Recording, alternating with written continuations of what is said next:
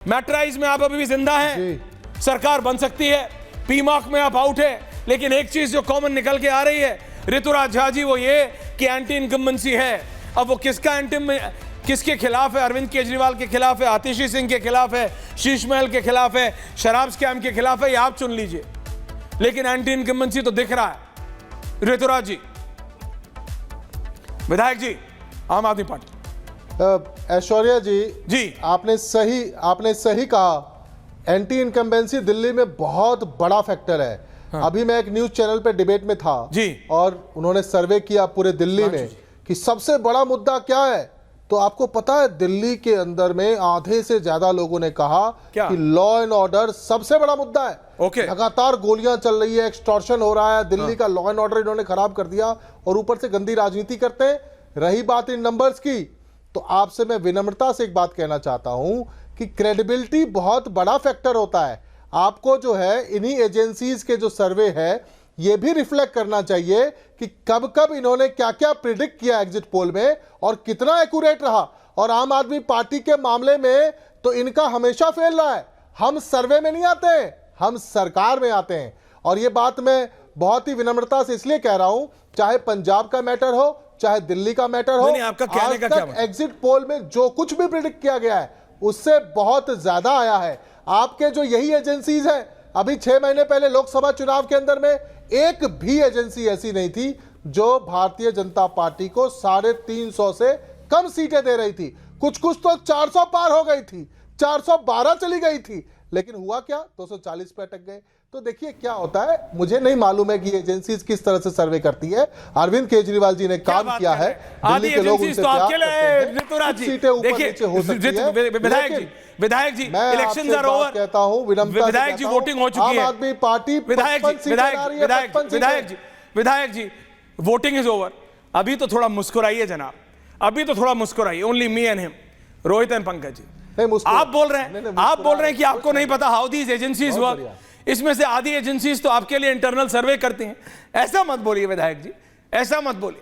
सारे राजनीतिक दलों के लिए, बीजेपी के लिए भी करती हैं, कांग्रेस के लिए भी करती हैं, आपके लिए भी करती हैं, तो ऐसा मत बोलिए क्या करती हैं। लेकिन ये देखिए दोनों में थोड़ा फर्क है। मैं हाथ जोड़ के आपसे एक बात पूछ रहा हूं, अभी भी बोलिए, एक मिनट सुन लीजिए जी, बोलिए सुन लीजिए। आप इन्हीं एजेंसी के पुराने प्रेडिक्शन दिखा दीजिए, हम मान लेंगे। मनोज जी, पुराने प्रेडिक्शन वर्सेस रिजल्ट, फ्रेम तो ऊपर लाइए मनोज जी, कहां छत पे चढ़े बैठे हैं। फ्रेम को ऊपर उठाइए, सामने वाला फ्रेम पे बात कीजिए। सिंह साहब, और रिजल्ट क्या है वही दिखा दो। सिंह साहब, आम आदमी पार्टी कह रही है मैट्राइज के चलेंगे सिर्फ, और चलाइए। मनोज सिंह बता रहे हैं मैट्राइज के नंबर्स, आम आदमी पार्टी मानने को तैयार नहीं है। सिंह साहब, आम आदमी पार्टी के विधायक को लाइए मनोज जी के साथ।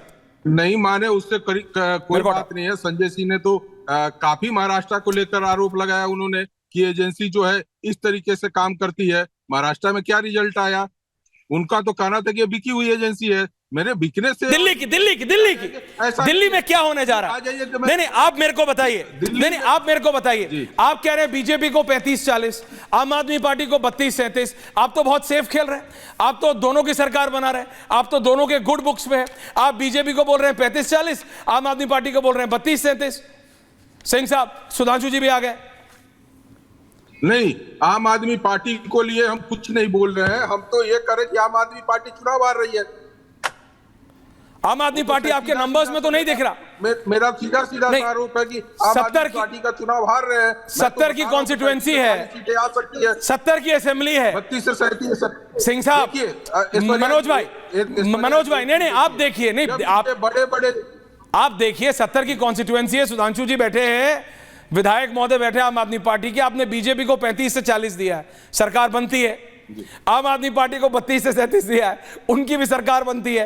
ये मेरे को जरा नंबर बताइए ना। बीजेपी को एज है, एंटी इनकम्बेंसी है केजरीवाल के खिलाफ, लेकिन इतनी है। देखिए, जब जी ऐश्वर्या जी एक बात को समझिए, जब भी एजेंसियां सर्वे करती है तो वो कहीं न कहीं वोट परसेंटेज को सीट में कन्वर्ट करने की कोशिश करती है। यहाँ पे जो भारतीय जनता पार्टी 38% वोट लेकर 2020 में जब थी चुनाव में, 2025 में 8% का वोट उनका गेन हो रहा है। वही आम आदमी पार्टी को देखिएगा कि पिछले वोट परसेंटेज से उनकी वोट परसेंटेज कितनी गिर रही है। तीसरी बात मैं ये जो कहना चाह रहा हूं कि जब इनके 6 बड़े चेहरे थे और 6 बड़े चेहरे आज के डेट में चुनाव में फंसे हुए हैं, वैसे स्थिति में ये कैसे कह सकते हैं कि मैं चुनाव को जीत रहे। आज अरविंद केजरीवाल जी की सीट हो, चाहे अतिशी जी की सीट हो, या अभय ओझा जी की सीट हो, या मनीष सिसोदिया जी की सीट हो, सारे की सारी सीटें एक है। अतिशी जी जब हमारे लोग, इससे पहले कि मैं सुधांशु जी के पास आ रहा हूं, Sudhanshu ji only 30 more seconds.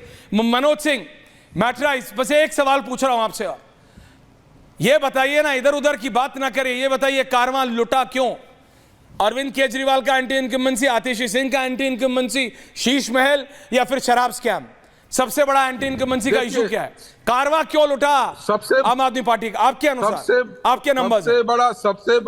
सबसे बड़ा जो मुद्दा था ऐश्वर्या जी आम पब्लिक के बीच में, वो शीश महल की उस खूबसूरती को जानने के लिए ज्यादा परेशान थे। जो आम आदमी पार्टी के लोग छिपा रहे थे, वो पूछना चाहते थे कि झूमर कैसा था, सावर कैसा था, उनके लगता है उस पे वोट गिरा है। तो सिंह साहब, आपको सचमुच लगता है उस पे वोट हुआ है? छवि को आपको सचमुच लगता है जब आपके सवाल पूछे गए? लगता है, देखिए, जो भी आदमी दिल्ली में घुमा हो, उनको ये लगा है कि सरकार के विरुद्ध एंटी इनकम्बेंसी बनी हुई थी और लोगों को दिख रहा था। 11 साल हो गए, एंटी इनकम्बेंसी तो होगी। भारतीय जनता पार्टी ने उनके स्कीम को जारी रखते हुए अपने स्कीम का भी अनाउंस किया, तो लोगों को विश्वास हुआ कि वो स्कीम बंद नहीं होगा और भारतीय जनता पार्टी कुछ और दे सकती है। तो ऐसे स्थिति में कहीं न कहीं भारतीय जनता पार्टी अपने को स्थापित की हुई है।